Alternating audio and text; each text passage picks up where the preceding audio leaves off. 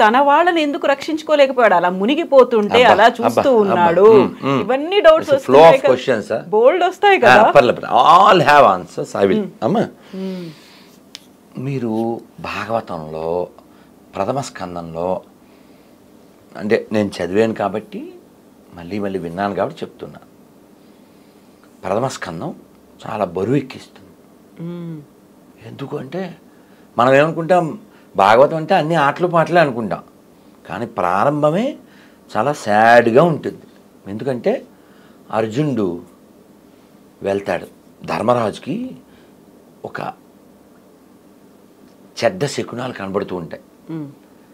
నాకేదో అనుమానంగా ఉంది, ఒకసారి ద్వారక వెళ్ళిరా అని అర్జునుని పంపిస్తాడు. అర్జునుడు వెళ్తాడు, వెళ్తే కృష్ణుడు లేడు. కృష్ణుడు భార్యలు ఉంటే వాళ్ళని తీసుకుని వస్తూ ఉంటాడు. వచ్చిన తర్వాత చెప్పిన మాటలన్నీ మనం మాట్లాడుతున్నాం ఇప్పుడు. ఎందుకు అలా అయిపోయావు, అంత నిస్త్రాణంగా ఎందుకు అయిపోయావు అంటే, అన్నయ్య మన సఖుడు, మన బంధువు, మన మిత్రుడు, మన ప్రాణం ఆయన కృష్ణుడు ఇంకా లేడన్నయ్య, ఆయన స్వధామానికి వెళ్ళిపోయాడు అని చాలా బరువు ఎక్కించేటువంటి బాధాకరమైనటువంటి ఈ విషయం చెబుతూ, కృష్ణుడు లేడు, వారి భార్యలందరినీ నేను తీసుకుని వస్తున్నాను, దారిలో వేటగాళ్ళు నన్ను అటాక్ చేశారు, నా గాంధీవం నా విల్లంబులు ఎక్కువ పెట్టాను, మంత్రం గుర్తు రావట్లేదు, తప్పక నేను మామూలు వ్యక్తిలాగా ఆ గాంధీవం ఇలా వేయవలసిన బాణాలు దాంతో చేశాను, అయినా వాళ్ళు లాక్కుని వెళ్ళిపోయారు. ఇన్ని రోజుల నా విజయం నాది కాదన్నయ్య, ఆయన ఉండబట్టి కదా ఇదని. నేను ఆయన ఉంటే నేను హీరో, ఆయన లేకపోతే నేను జీరో అని ఇలా చాలా బాధ వ్యక్తం చేస్తాడు. ధర్మరాజు ఓ ఇదంతా మనం బ్యాగ్ సర్దుకోవాలి అని చెప్పడానికి సైన్స్ ఇవన్నీ అని చెప్పి వాళ్ళు అప్పుడు తెలుసు కదా ముగింపు, దాని పేరు మహాప్రస్థానం. అది కూడా నేను చదివా, ఇది భాగవతం తెలుగులో చదివా, అదేమో ఇంగ్లీష్లో మహాభారతం చదివా. చాలా బాగుంటుంది, ఎక్సలెంట్, ఎక్స్ట్రాడినరీ, ఎక్సైట్మెంట్ ఇవన్నీ ఉంటాయి అందులో. అంటే మనం మాట్లాడితే అలా ఎక్కువైపోతుంది, అయినా షార్ట్గా చెప్తాను. అలా వాళ్ళు ప్రయాణం చేసేస్తారు. ఆ ప్రయాణం చేసినప్పుడు ఒక్కొక్కరు పడిపోతారు, మీరు విని ఉంటారు. బదరీలో అవన్నీ ఉంటాయి. భీమశిల మేము వెళ్ళొచ్చాం, అక్కడే సరస్వతి ఉద్భవం, వ్యాస గుహ, మళ్ళీ గణేష్ గుహ, ఇవన్నీ ఉంటాయి. వాటరు పట్టుకుంటే మనం మీద పడ్డ నీళ్ళు కూడా మంచు గడ్డలైపోతుంటాయి. అలాంటి స్థితిలో ఆక్సిజన్ అందని స్థితి వరకు కొంతమంది మన వాళ్ళు ప్రయత్నం చేసి వెళ్ళిన వాళ్ళు ఉన్నారు. ఈ హైదరాబాద్లో ఒక ఆయన నాకు ఉపాధ్యాయుని, ఒక హిందీ ఆయన, నేను వెళ్ళాను స్వామీజీ అని చెప్పారు. అంటే up to the mark almost. అంటే ఏంటి, భీముడు వెళ్ళిన అంతవరకు మనిషి వెళ్ళడానికి ప్రయత్నం చేయొచ్చు, ఆ తర్వాత ఇంకా వెళ్ళలేదు. వీళ్ళు మహాప్రస్థానం ప్రారంభించి స్వర్గం వైపు వెళ్తూ ఉంటే ముందు ద్రౌపది పడిపోయింది, తర్వాత సహదేవుడు, తర్వాత నకులుడు, తర్వాత అర్జునుడు ఇలా పడిపోయారని ముందు నడుస్తున్న ధర్మరాజుకి తెలియదు. ఎవరు చెప్పారు?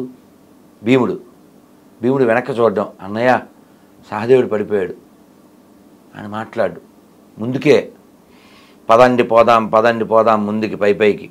దీన్ని అందుకే వాడారో ఏంటో శ్రీశ్రీ గారు మహాప్రస్థానం పేరు పెట్టినారు ఎల్లరు, ఆయన ఇంకో దానికి వాడారులేండి పుణ్యాత్ముడు. అలా మళ్ళీ అన్నయ్య నకులు పడిపోయాడు, అన్నయ్య ద్రౌపది, అన్నయ్య అర్జున్, అన్నయ్య నేను, వెనక్కి తిరగలేనా ఒక్క కుక్క ఇందుపట్టు వచ్చింది చివరిది. వస్తే ఇంద్రుడు మాతలే అని వాళ్ళ డ్రైవర్ని పంపించారు. మీరు ఇప్పుడు నాకు పంపించలే ఆ డ్రైవర్ని? అలా పంపిస్తే ఆయన వచ్చి సార్ ఎక్కడ సార్ అన్నాడు ధర్మరాజుని. ఇది కూడా ఎక్కుద్ది అన్నాడు. చాలా ఊరుకోండి, మీకు ఒక్కరికే వచ్చింది ఇది అవసరం, ఒక్కల స్వర్గమైన సార్ ఊరుకోండి అన్నాడు. అంటే ధర్మరాజు చెప్పాడు, నా భార్య సోదరులు ఎవరు నాతో రాలే, ఇదొక్కటి నన్ను నమ్మి నాతో పాటు వచ్చింది, సో యూ షుడ్ అలౌ అన్నాడు. లేదు సార్ నాట్ అలౌడ్ అన్నాడు. అయితే నేను రానన్నాడు. ఏమన్నా బుర్ర ఉందా సార్ మీకు, కుక్క కోసం స్వర్గం వదులుతాడు ఏంటి సార్ ఎవడైనాను అని ఇంద్రుడు వచ్చి చెప్పాడు. అదంతా నాకు తెలియదు, నా పేరు ధర్మరాజు, ఇంకా ఉపకారం ఉంది, దీనికోసం ఏదో అనుభవించాలి అని ధర్మాన్ని నేను విడిచిపెట్టినాను అంటే స్టబాన్ అని నిలబడ్డాడు ఆయన. అప్పుడు ఈ కుక్క ఎవరు? ధర్మరాజు, యముడు. ఆయన చాలా సంతోషం, ఆయన నువ్వు నా పేరు కలిగి ఉన్నావు, ఆ ధర్మబుద్ధి ఇంకా ఉందా లేదా, ఏమన్నా ఎరవేస్తే వెళ్ళిపోతావా అని అనుకున్నా. I'm proud of you my son, వెళ్ళినాయన అని చెప్పి, రాజా ధ్రువంతే నరకం అని శాస్త్రం. రాజు, a king must visit hell అమ్మ, అది రూలు. ఏ రాజు అయినా నరకానికి వెళ్ళి రావాల్సిందే, ఎందుకంటే ఏదో విధంగా దోషం జరిగి తీరుతుంది, ఈ మస్ట్ విజిట్. అలా ధర్మరాజు కూడా అలా నరకాన్ని విజిట్ చేసి మళ్ళీ వస్తాడు. సో ఇదంతా ఎందుకంటే ధర్మం పట్టుకోవాలి, ధర్మాన్ని విడిచిపెట్టకూడదు, దేనికోసమైనా ధర్మాన్ని విడిచిపెట్టకూడదు. ధర్మం కోసం దేన్నైనా విడిచిపెట్టు, దేనికోసం ధర్మాన్ని విడిచిపెట్టు. ఇలా భాగవతంలో ఈ ద్వారక ప్రస్తావన వస్తుంది. మరి మీరు అడిగేసారు చాలా క్వశ్చన్లు కదా, మరి అందుకని చెప్తున్నా, వాళ్ళంతా ఏమైపోయారు, ఇది కదా క్వశ్చన్. అవును, అసలు అలా మునిగిపోతుంటే కృష్ణుడు ఏం చేశాడు? అసలు చెప్పింది ఆయన, అడిగాడు సముద్రుని. అక్కడ ప్రాబ్లం వచ్చింది కదా మధురలో, వాళ్ళందరూ ఇబ్బందులు పడుతున్నారు, వాడిని కంసుని వధించాడు, వాళ్ళ తాతగారిని సీట్లో కూర్చోబెట్టాడు. తర్వాత కూడా ప్రాబ్లమ్స్ ఉన్నాయి. సరే ఈ ప్రాబ్లమ్స్ లేకుండా సముద్ర మధ్యంలో నాకు స్థలం కావాలని అడిగాడు. సముద్రుడు స్థలం ఇచ్చాడు, బెట్ ద్వారకా అంట. బెట్ అంటే గిఫ్ట్, గిఫ్టెడ్ ల్యాండ్. మరి గిఫ్ట్ కొంతకాలం వాడుకున్నాడు, విశ్వకర్మని పిలిచి అద్భుతమైన సుందర నగరాన్ని నిర్మించాడు. అద్భుతమైన నగరం, చాలా ఆర్గనైజ్డ్, సిస్టమాటిక్. మరి స్వామి వెళ్ళిపోతున్నారు, ఇప్పుడు దాని పని లేదు.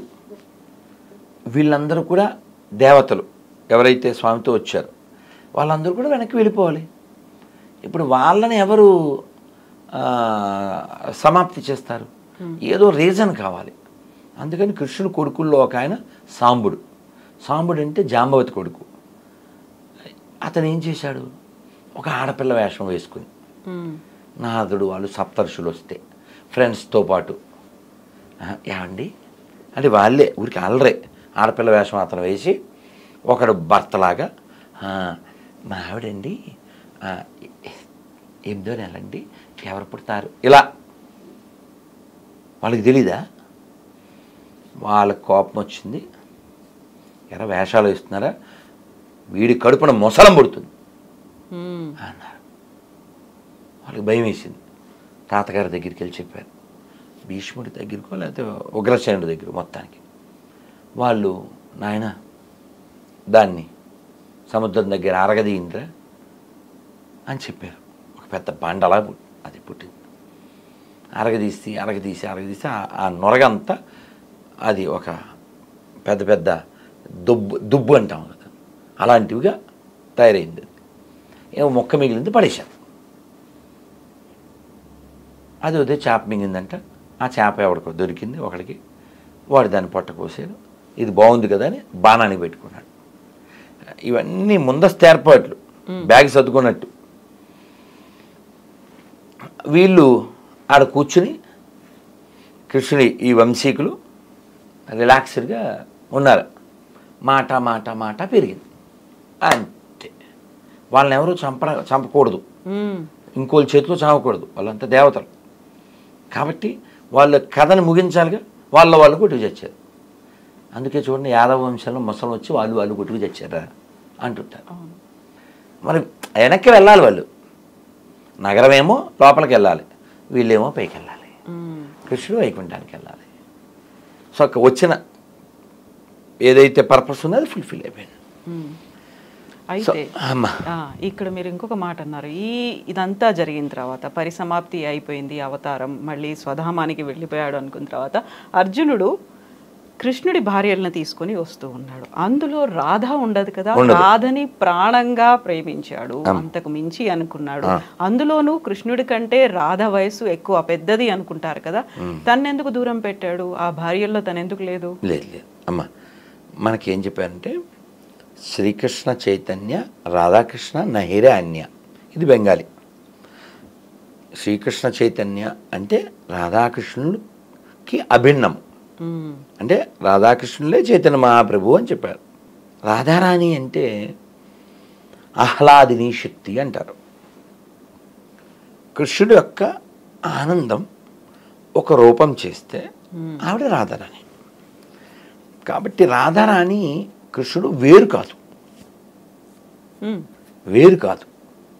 కేవలం లీలా ప్రకటన చేయడానికి మాత్రమే భగవంతుడు రాధారాణిని వచ్చేలా చేయడం జరిగింది. ఈ లీలా ప్రకటన ఇది అర్థం చేసుకోవడానికి మనకి కాస్త మెచ్యూరిటీ ఉండాలి. పైపైన చూస్తే అపరాధం చేస్తాం. అందుకని మనం షడ్గోస్వాములు రచించిన సాహిత్యాన్ని చదవాలి, చాలా శ్రద్ధగా, చాలా వినయంగా, భౌతికమైన భావనతో కాకుండా. అప్పుడు మనం కూడా ప్యూరిఫై అవుతాం. అంతేగాని ఏదో క్యాజువల్గా అలా డిస్కస్ చేయడానికి లేదు. అందుకే బృందావనంలో ఎవరంటే వాళ్ళు అడుగు పెట్టలేరు. మేము ఇస్కాన్లో జాయిన్ అయ్యాక 4 ఏళ్ల తర్వాత బృందావనం వెళ్తాను అని అనుకోలేదు. ఏదో అన్ని సిటీల్లాగే అది ఒకటి కాదు, గ్యారంటీగా చెప్తాను.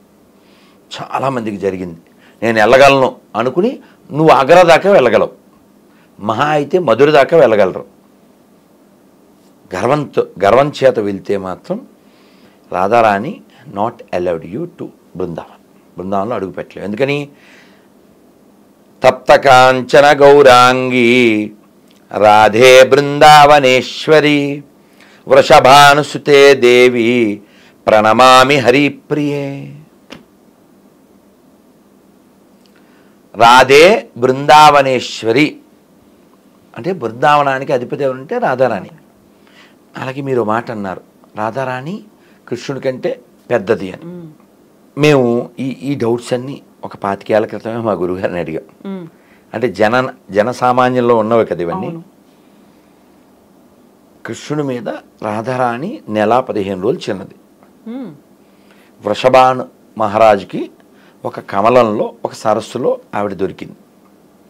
మన సీతాదేవి ఎలా అయితే జనక మహారాజు దొరికిందో అలాగా ఆవిడ పుట్టిన తర్వాత దొరికిన తర్వాత ఉయ్యాల్లో వేశారు, కళ్ళు తెరవలేదు ఆవిడ.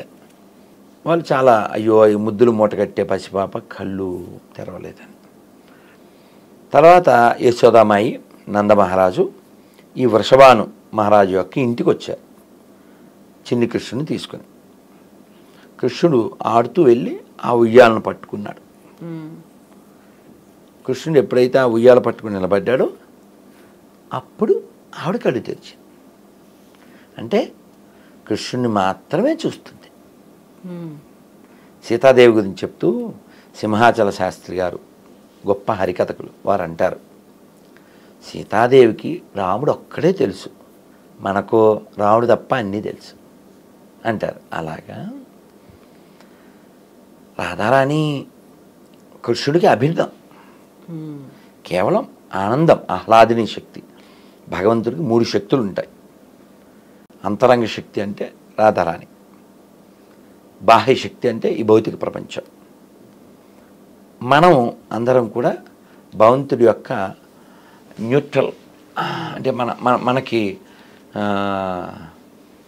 మనకు ఒక ఇచ్చే ఉంది.